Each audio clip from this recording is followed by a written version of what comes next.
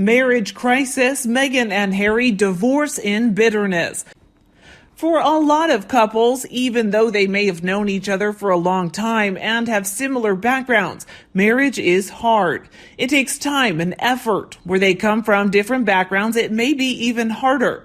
Looking at just Harry and Meghan Markle, these are my observations. Yes, I am an entitled person, entitled to my own opinions.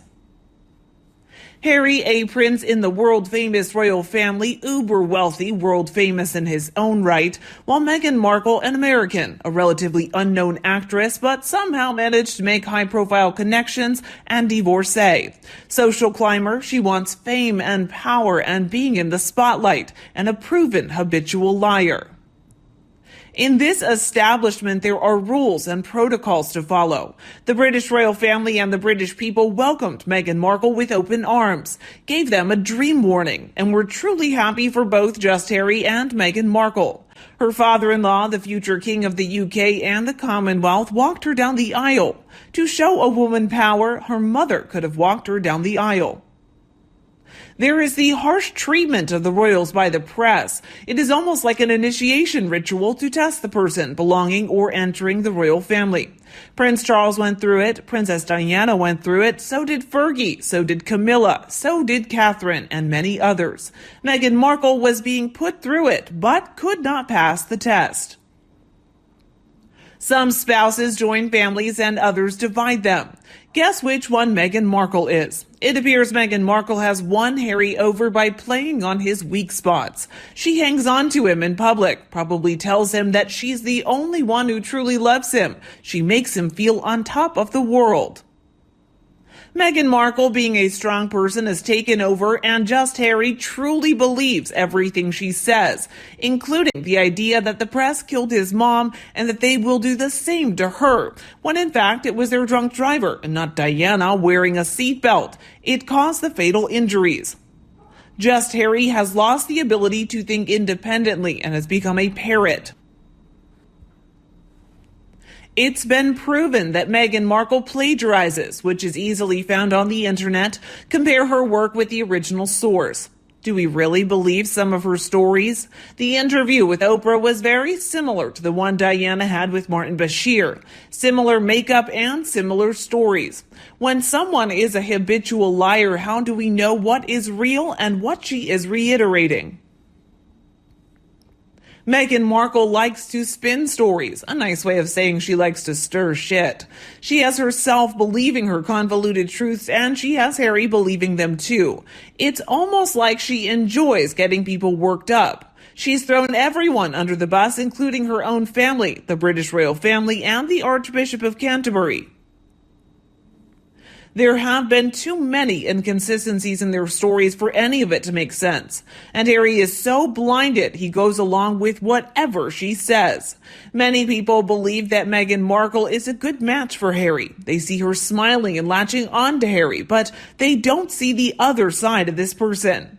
These people will say she has not done anything wrong to us, so we have no reason to dislike her. Only someone who has been through an abusive relationship, emotional or physical, or who has survived a narcissistic partner will understand what Harry is going through and how difficult it will be for him to realize what's going on and, if it comes to that, to leave the relationship. Harry has been love-bombed, then alienated from his whole support system and his family and friends, his lifestyle, his financial security. Harry has lost his identity. One day he will realize where he is in life, especially if he hits the midlife crisis, and will ask himself, is that all there is? It will be so difficult for him to leave, especially since children are involved. The more people tell him he made the wrong choice, the more he will cling to Meghan Markle. It will be hard for him to admit that he made a mistake, because in his mind, if he does so, his dreams will be collapsing. He also doesn't want to look like a fool in the eyes of the world. He's been so undermined by Meghan Markle that he probably thinks no one else will love him or will have him. He's already faced rejection at least twice before. The things that draw another person are the things that become the most annoying after some time. The way they laugh, the way they take command of a situation, etc. Right now, in his mind, he's making excuses for her boorish behavior, remembering only the good times. Until the time that will come where he will accept that her boorish behavior is not acceptable. That time will come. I feel so sorry and sad for both Meghan Markle and Harry. They had the whole world in their palms and they let it slip through their fingers. For what? My speculation is they have made their bed and they are pretty selfish people, so they may well stay together for some time because one has nothing to offer without the other. They are clearly motivated by wealth and luxurious living. Meghan will never be more than a one-trick pony in the acting world, as she isn't very good from what I saw on Suits, as she seemed to be merely portraying herself. Harry has nothing to offer other than his title, unless he comes to his senses and suddenly develops a sense of duty. It is inevitable that it will. She is a dominating woman for such a little squirt of a thing. I don't think that any man should be dominated in a partnership, and neither should a woman. With marriage, it's a joint venture, and it's a very meaningful union between the couples for life. She has differing values, and money heads all of them. She is a money-driven, and if Harry is unable to come up with the goods, she'll be gone. Unfortunately, Harry isn't the brightest star in that area, and when no longer he has buckets full of money available to him, she will be off. Any money that's available will, of course, be in her name. She is such a demanding bitch and must get what she wants or else. There are quite a few close-ups on the go and showing her letting them rip into him. That is no way to develop a lasting relationship, and it will, sooner rather than later, end. The photo of her growling at Harry cowering in the corner in a limo is not what the public should see, but it is a good indication of what Harry has to put up with. Just imagine what it's like when it's just the two of them. One wonders. Also, she's had more men than you could poke with a 10-foot pole. That is probably something that she throws at Harry during her cranky times. But he was questioned on a number of occasions about his association with her. And as would be expected, he got offended. I think a lot of people hoped that it would just end, but unfortunately that wasn't the case. She hounded him relentlessly, probably in the same way as she did with her first 3 husbands. Now his marriage is on the rocks. The good thing to come out of this is that there are now 3 happy men who are rid of her. With Harry, I think as a family they would be relieved if he wanted to come back to them. But a lot of water has passed under the bridge since the announcement of Megxit in January 2020. I think there will be repercussions for this disastrous episode for many years to come. In my opinion, a divorce would leave him broken in both mind and spirit. He would need to be kept well away from the public view and in therapy for years. The total betrayal of his really normal dreams of a happy life would be agonizing for him. After pouring all of his money and energy into creating a new world for himself, he would be left with absolutely nothing.